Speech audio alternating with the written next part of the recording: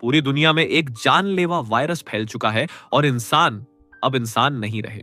सब ultra zombie बन चुके हैं जो इतनी तेजी से दौड़ते हैं कि उड़ते हुए हवाई जहाज तक को पकड़ सकते हैं। कुछ दिमाग से इंसानों से भी ज्यादा चालाक और कुछ कई किलोमीटर दूर तक इंसानी गंध पकड़कर शिकार ढूंढ लेते हैं। इस तबाही के बीच सिर्फ 2 इंसान ही जिंदा बचे हैं। क्या ये दोनों जिंदा बच पाएंगे? यही हम आज की कहानी में देखने वाले हैं। कहानी की शुरुआत होती है, एक छोटा लड़का अपने कमरे में आराम से कार्टून देख रहा होता है, लेकिन तभी टीवी ब्लैक हो जाता है और स्क्रीन पर इमरजेंसी अलर्ट आ जाता है। न्यूज में बताया जाता है कि एक रहस्यमय वायरस ने पूरी दुनिया को तबाह कर दिया है। लोग मिनटों में डरावने, तेज और भयानक ज़ॉम्बी में बदल रहे हैं। टीवी सभी को चेतावनी देता है, फौरन कोई सुरक्षित जगह ढूंढो वरना बचना नामुमकिन है। लड़का घबराया हुआ ये सब देख ही रहा होता है कि ऊपर वाले कमरे से एक डरावनी आवाज आती है। वह सांस रोककर ऊपर जाता है, पर पता चलता है ये उसकी बड़ी बहन की शरारत थी। दोनों हंसते हुए अपनी माँ के कमरे में जाते हैं, जहां उनकी माँ डरी हुई अपने पायलट पति से बात कर रही होती है। उसका हस्बैंड बताता है, यह वायरस हर तरफ फैल चुका है, मेरे लौटने का इंतजार मत करना, बच्चों को लेकर शहर से तुरंत निकल जाओ। वह बच्चों को भरोसा दिलाता है, कुछ नहीं होगा, तुम्हारी माँ तुम्हें सुरक्षित जगह ले जाएगी। फिर वह अपने हाथ में पहना लकी ब्रेसलेट दिखाता है जो उनकी बेटी एबिगेल ने बनाया था। यह देखकर एबिगेल की आंखों में थोड़ी चमक लौटती है। उधर उनकी मां जल्दी जल्दी सामान पैक करने लगती है, लेकिन तभी बाहर से डरा देने वाली चीखें सुनाई देने लगती हैं। वह फौरन बच्चों को लेकर बाहर भागती है और जैसे ही वे कार में बैठने वाले होते हैं, अचानक एक खतरनाक ज़ॉम्बी उनकी मां पर टूट पड़ता है। डर से कांपती एबिगेल फटाफट कार के नीचे छुप जाती है और अपनी आंखों के सामने ही अपनी मां और छोटे भाई को ज़ॉम्बी द्वारा मारते हुए देखती है। ज़ॉम्बी उसे नहीं देख पाता और वहां से चला जाता है, लेकिन तभी उसकी मां फिर उठती है। अब वह भी एक खूंखार ज़ॉम्बी बन चुकी होती है।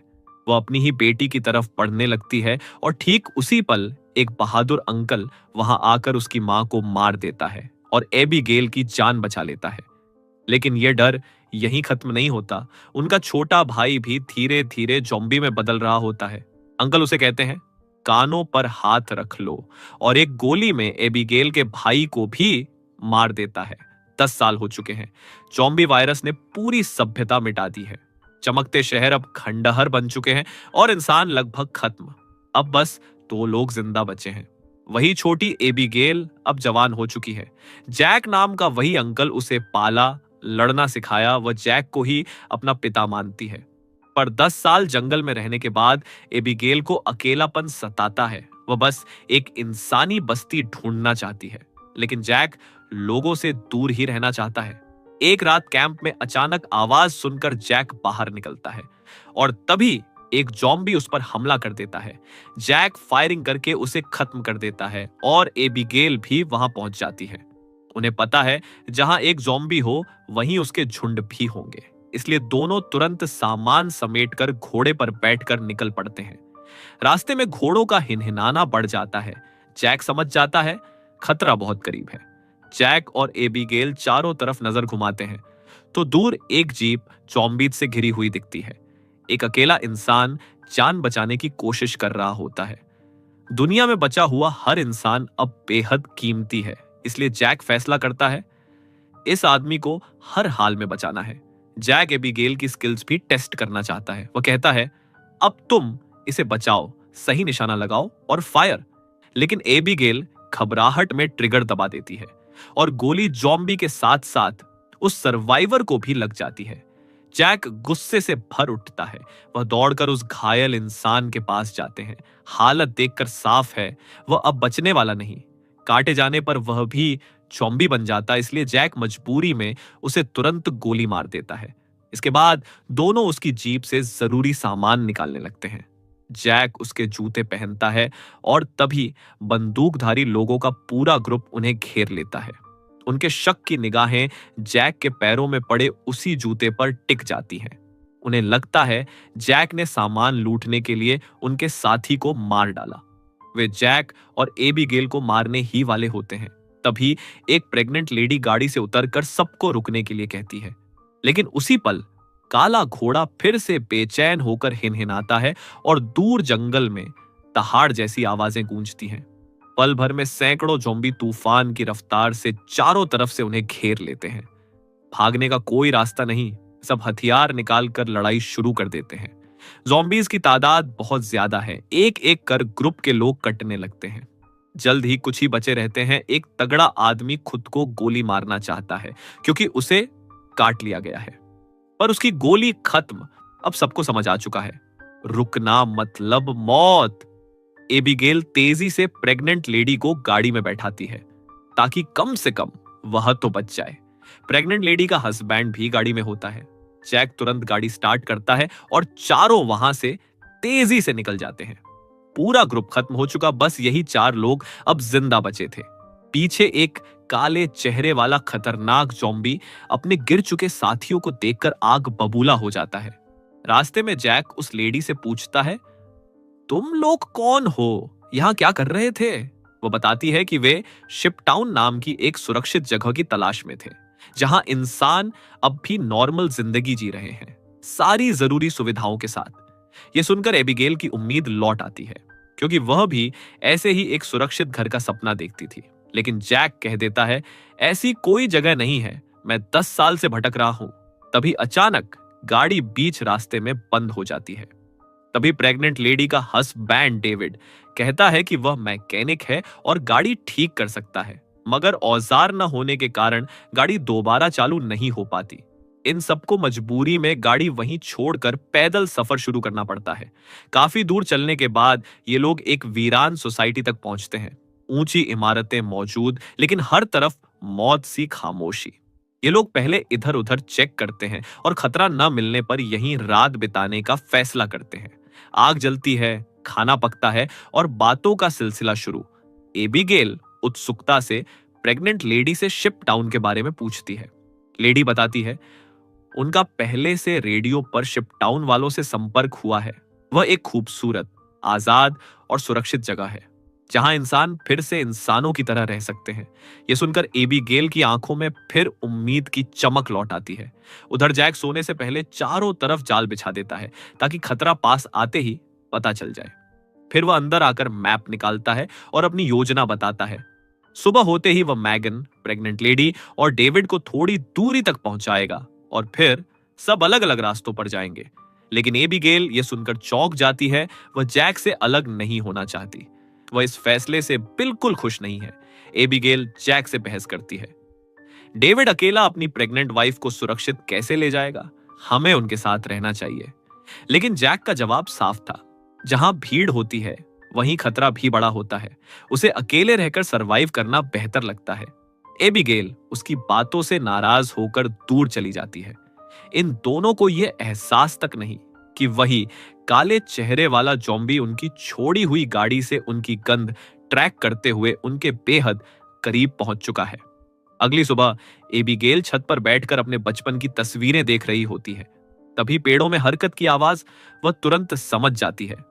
ज़ॉम्बीज अंदर आ चुके हैं। वह सबको चेतावनी देने नीचे दौड़ती है, लेकिन एक ज़ॉम्बी उसका पीछा करने लगता है। एबिगेल भागते हुए सीढ़ियों पर चढ़ती है और पीछे से आते ज़ॉम्बी को जोर से धक्का देती है। वह गिर जाता है, लेकिन इसी कोशिश में एबिगेल का बैलेंस बिगड़ जाता है। वह खुद गिरने ही वाली होती है कि तभी जैक वक्त पर पहुंचकर उसे पकड़ लेता है और बचा लेता है। इसी बीच काले चेहरे वाला ज़ॉम्बी अपनी पूरी टोली के साथ वहां पहुंच जाता है। वह अपने मारे गए साथियों की गंध से ठिकाना ढूंढ लेता है, लेकिन जैक ने पहले ही जाल बिछा रखा था। कई ज़ॉम्बी फंसकर वहीं खत्म हो जाते हैं। जैक को समझ आते देर नहीं लगती। ज़ॉम्बीज अभी भी उनके पीछे पड़े हैं और यह जगह भी अब सुरक्षित नहीं। वे तुरंत आगे बढ़ते हैं।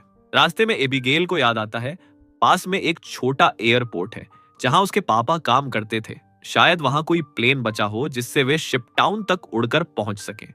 जैक डरता है, एयरपोर्ट खुली जगह है, अगर घेर लिए गए तो बचने का रास्ता नहीं। लेकिन एबिगेल के बार बार कहने पर आखिरकार जैक मान जाता है। सब मिलकर एयरपोर्ट पहुंचते हैं, पर वहां एक भी प्लेन नहीं दिखता। जैक व्यंग्य में कहता है, कहा था ना कि यहां कुछ नहीं मिलेगा। लेकिन तभी वे एक छोटे गैराज में पहुंचते हैं। दरवाजा खोलते ही अंदर एक छोटा हवाई जहाज चमकता हुआ खड़ा मिलता है।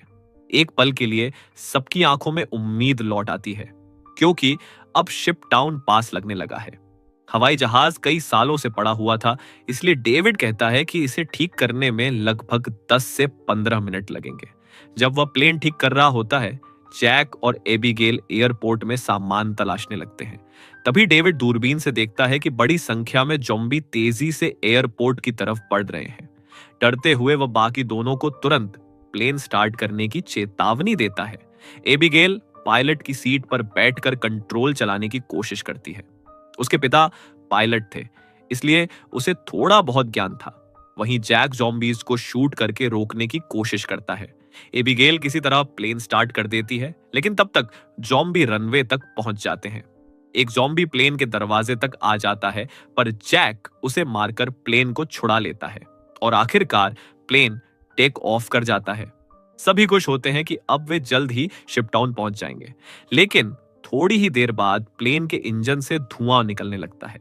10 सालों से न उड़ने के कारण इंजन ब्लास्ट हो जाता है और प्लेन गिरने लगता है। जैक समझदारी से एक पेड़ में क्रैश लैंड कर देता है। सबको हल्की चोटें आती हैं, पर जान बच जाती है। प्लेन खराब हो चुका था, इसलिए अब उन्हें पैदल चलना पड़ता है। लंबा पैदल सफर तय करके वे एक सुनसान रेलवे स्टेशन पहुंचते हैं। रात हो चुकी थी, लेकिन आसपास कोई खतरा नहीं दिखता, इसलिए वहीं रुकने का फैसला करते हैं। मैप देखने पर पता चलता है कि शिपटाउन अब केवल 2 दिन की दूरी पर है। तभी प्रेग्नेंट महिला जैक को धन्यवाद देती है कि उसकी वजह से वे अब तक सुरक्षित पहुंच पाए हैं। जैक मैगन की बात सुनकर भावुक हो जाता है और अपनी कहानी बताता है। 10 साल पहले वायरस फैला था, तब उसे अपनी ही पत्नी को मारना पड़ा, क्योंकि वह भी संक्रमित हो चुकी थी। तब से उसके अंदर का इंसान जैसे मर गया है। अब उसकी जिंदगी में सिर्फ एबिगेल है, जिसे वह हर हाल में बचाना चाहता है। जैक कहता है कि अब उसका फैसला बदल गया है। वह सबसे पहले मैगन को सुरक्षित शिपटाउन पहुंचाएगा। यह सुनकर मैगन खुश हो जाती है। इसी बीच डेविड अपने सिर पर बंदूक रखकर आत्महत्या करने की कोशिश करता है, क्योंकि उसके पैर पर ज़ॉम्बी ने काट लिया था। घाव छोटा होने से वह धीरे धीरे संक्रमित हो रहा था। वह तय करता है कि पहले मैगन को मंजिल तक पहुंचाएगा और फिर खुद को उससे दूर कर लेगा। अगली सुबह सभी लोग आगे बढ़ते हैं। रास्ते में जैक को डेविड का व्यवहार अजीब लगता है। वह उसे अलग ले जाकर घाव देखता है और समझ जाता है कि वह जल्द ज़ॉम्बी बन जाएगा। डेविड वादा करता है कि वह किसी को नुकसान नहीं पहुंचाएगा और समय आने पर खुद को मार देगा। इसलिए जैक उसे छोड़ देता है। रास्ता चलते चलते रात हो जाती है और एक घर दिखाई देता है। जैक सावधानी से बंदूक लेकर आगे बढ़ता है। तभी तेज रोशनी होती है और स्पीकर से आवाज आती है कि हथियार नीचे फेंको, वरना गोली मार दी जाएगी। इससे उन्हें पता चलता है कि अंदर इंसान है। एबिगेल आगे बढ़कर बताती है कि उन्हें सिर्फ मदद चाहिए। कुछ देर बाद घर का मालिक बाहर आता है और कहता है कि वे यहाँ रुक सकते हैं और खाना भी मिलेगा, लेकिन सभी हथियार बाहर छोड़ने होंगे। जैसे ही वे हथियार रख देते हैं, वह उन्हें अंदर ले जाता है और बताता है कि वह एक साइंटिस्ट है। साइंटिस्ट बताता है कि वह अकेला रहता है और रिसर्च के लिए ऐसे सुनसान इलाके उसके लिए परफेक्ट हैं। वह सबके लिए स्वादिष्ट खाना लाता है। इतने दिनों बाद अच्छा खाना देखकर सभी टूट पड़ते हैं। खाने के बाद वह ड्रिंक्स भी देता है और सब रिलैक्स होकर बातें करते हैं, लेकिन धीरे धीरे उसके शब्द अजीब लगने लगते हैं। वह कहता है, यह वायरस बुरा है, पर इससे इंसान अपग्रेड भी हो रहे हैं। कमजोर खत्म, ताकतवर ज़ॉम्बी बनकर जीवित। ज़ॉम्बीज ही दुनिया पर राज करने के लायक हैं। यह सुनकर सबको डर लगने लगता है। उसी दौरान डेविड की तबीयत बहुत बिगड़ती है। वह बाथरूम में जाकर देखता है कि उसके शरीर में पूरी तरह संक्रमण फैल चुका है। जब वह वापस आता है तो देखता है जैक और बाकी लोग बेहोश हैं। साइंटिस्ट ने उनकी ड्रिंक्स में बेहोशी की दवा मिलाई थी। डेविड गुस्से में साइंटिस्ट पर हमला करता है, लेकिन साइंटिस्ट एक डिवाइस का बटन दबाता है। तुरंत डेविड कमजोर होकर गिर पड़ता है। साइंटिस्ट बताता है कि यह उसकी सालों की रिसर्च है। इससे न ज़ॉम्बीज उसे छू सकते हैं, न रोक सकते हैं। अब वह दुनिया पर राज करेगा और हर किसी को अपने इशारों पर नचाएगा। डेविड बेहोश हो जाता है। जब उसे होश आता है तो देखता है चारों को रस्सियों से बांध दिया गया है। साइंटिस्ट अब उन पर एक्सपेरिमेंट करने वाला है। फिर वह मुस्कुराते हुए कहता है, क्या तुम लोग मेरी वाइफ से मिलना चाहोगे? साइंटिस्ट का हाथ इशारा करता है और हम देखते हैं उसकी पत्नी एक पिंजरे में कैद ज़ॉम्बी बन चुकी है। वह इंसान पकड़कर उसे खिलाता है। इसी पर उसने डिवाइस का एक्सपेरिमेंट किया था, अपनी ही बीवी पर। साइंटिस्ट जैसे ही पिंजरे का दरवाजा खोलता है, उसकी ज़ॉम्बी वाइफ उसी पर टूट पड़ती है। लेकिन वह डिवाइस से उसे कंट्रोल कर देता है और उसे जैक पर हमला करने भेजता है। जैक उसे लात मारकर दूर फेंक देता है। तभी वायरस की ताकत से डेविड रस्सियां तोड़ देता है और अपने साथियों को भी आजाद करा देता है। खतरा देखकर साइंटिस्ट भाग जाता है। चारों जल्दी से अपना सामान उठाते हैं और बाहर भागते हुए उसकी गाड़ी में बैठकर जंगल की ओर निकल पड़ते हैं। साइंटिस्ट इतनी आसानी से हार मानने वाला नहीं था। वह अपने डिवाइस से ज़ॉम्बी झुंड को कंट्रोल कर उनका पीछा करवाता है। जैक तेजी से गाड़ी दौड़ाता है और उन्हें पीछे छोड़ देता है, पर आगे रास्ता बंद। अब उन्हें पैदल ही जाना पड़ता है। कुछ दूर पहुंचते ही ज़ॉम्बीज फिर घेर लेते हैं। डेविड समझ जाता है उसका वक्त अब बहुत कम है। वह बाकी सबको आगे बढ़ने को कहता है और खुद पीछे रहकर ज़ॉम्बीज को रोकने का फैसला करता है। मैगन रो रो कर उसे रोकने की कोशिश करती है, पर डेविड कहता है, तुम्हें हमारे बच्चे के लिए जीवित रहना होगा। और वह बहादुरी से ज़ॉम्बीज पर टूट पड़ता है। कुछ देर तक वो उन्हें रोकता है, लेकिन आखिरकार एक ज़ॉम्बी उसे मार देता है। जैक मैगन को गोद में उठाकर तेजी से आगे बढ़ता है। आखिरकार वे इंसानों की बस्ती शिप टाउन के गेट तक पहुंच जाते हैं। एबीगेल चिल्लाकर मदद मांगती है क्योंकि पीछे ज़ॉम्बीज का झुंड है। टावर पर तैनात गार्ड्स उन्हें देख लेते हैं और स्नाइपर से ज़ॉम्बीज को गोली मार मार कर कवर देने लगते हैं। एक बोट भेजी जाती है और तीनों सुरक्षित होकर शिप टाउन के अंदर पहुंच जाते हैं। काला चेहरा ज़ॉम्बी पानी देखकर वहीं रुक जाता है। वो इस रास्ते को पार नहीं कर सकता। शिप टाउन के अंदर मैगन की डिलीवरी का समय आ चुका था। उसे तुरंत मेडिकल मदद दी जाती है। यहाँ डॉक्टर, हॉस्पिटल और इंसानी जीवन की सारी सुविधाएं मौजूद हैं। अगली सुबह दृश्य बदलता है। हम देखते हैं कि कई बड़े जहाजों को जोड़कर बीच पानी में एक खूबसूरत टाउन बनाया गया है, जहां लोग सुरक्षित रह रहे हैं। जैक एबीगेल से कहता है कि अब उन्हें शिप टाउन से निकल जाना चाहिए, लेकिन एबीगेल यहाँ की खुशियों में खुल चुकी थी।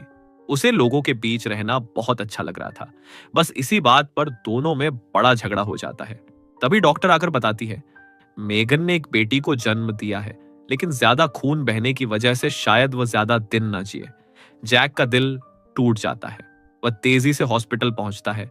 मेघन बेहद कमजोर थी।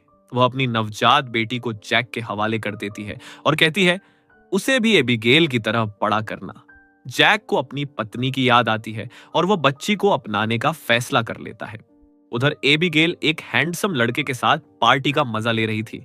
म्यूजिक, डांस, शराब, ऐसी लाइफ उसने 10 सालों से नहीं देखी थी। यहीं रुकना अब उसके लिए सपना जैसा था। थोड़ी देर बाद वो लड़का चुपके से एक कैबिन की ओर जाता है। जिज्ञासा में एबीगेल भी पीछे पीछे पहुंच जाती है और शॉक, पूरी कैबिन तारों और बमों से भरी हुई थी।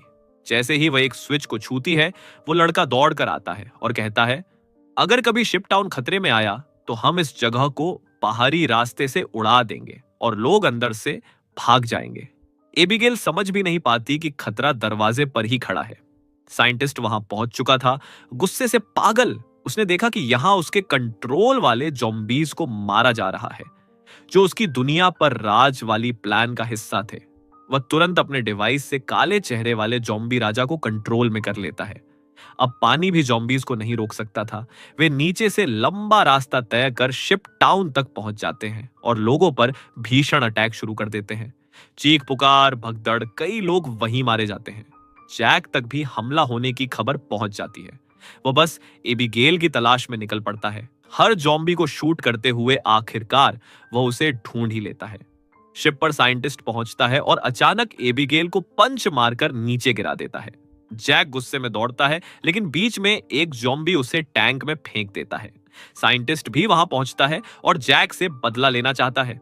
जैक समझता है कि सीधा लड़ाई करना फदूल है, इसलिए वह साइंटिस्ट पर हमला करके उसके हाथ में लगे डिवाइस को दीवार से तोड़ देता है। अब साइंटिस्ट के पास ज़ॉम्बीज को कंट्रोल करने की शक्ति नहीं रही। साइंटिस्ट जल्द ही जॉम्बी का शिकार बन जाता है, लेकिन पहले से बना सुरंग वाला रास्ता बची हुई लोगों को नदी के दूसरे किनारे तक ले जाता है। बम चालू करने वाला लड़का बटन दबाने नहीं देता, क्योंकि एबिगेल अभी शिप पर फंसी है। जैक और एबिगेल बाहर भागते हैं, लेकिन पीछे से जॉम्बी राजा एबिगेल को पकड़ लेता है। जैक तेजी से लकड़ी से उस जॉम्बी को मारकर गिरा देता है। एबिगेल की नजर उस ब्रेसलेट पर पड़ती है। वो वही ब्रेसलेट था जो उसने बचपन में अपने पिता के लिए बनाया था। अब उसे एहसास होता है ये ज़ॉम्बी उसका पिता है। जैक उसे पकड़कर खींचकर भागने को कहता है। हैंडसम लड़का वायरलेस बटन दबाता है और पूरा शिप टाउन राख में बदल जाता है। लड़ाई खत्म नहीं हुई थी। कैंप का सरदार ज़ॉम्बी के काटने से घायल हो चुका था। काले चेहरे वाला ज़ॉम्बी भी धमाके में बच गया। जैक उसे लड़ता है, लेकिन ज़ॉम्बी राजा बहुत ताकतवर था। एबिगेल जमीन से बंदूक उठाती है। जाने हुए पिता पर गोली चलाना उसके लिए मुश्किल था, लेकिन वह समझती है अगर वह नहीं मारेगी तो जॉम्बी राजा बाकी सबको मार देगा। बिना देर किए वह काले चेहरे वाले जॉम्बी राजा को गोली मार देती है। जैक और एबिगेल गले लगते हैं। अब वे दूर समुंदर के किनारे एक सुनसान जगह देख रहे हैं और वहीं नई इंसानी बस्ती बसाने का फैसला करते हैं। और इसी के साथ कहानी समाप्त होती है। अगर वीडियो आपको पसंद आई हो तो चैनल को सब्सक्राइब और वीडियो को लाइक करना न भूलें।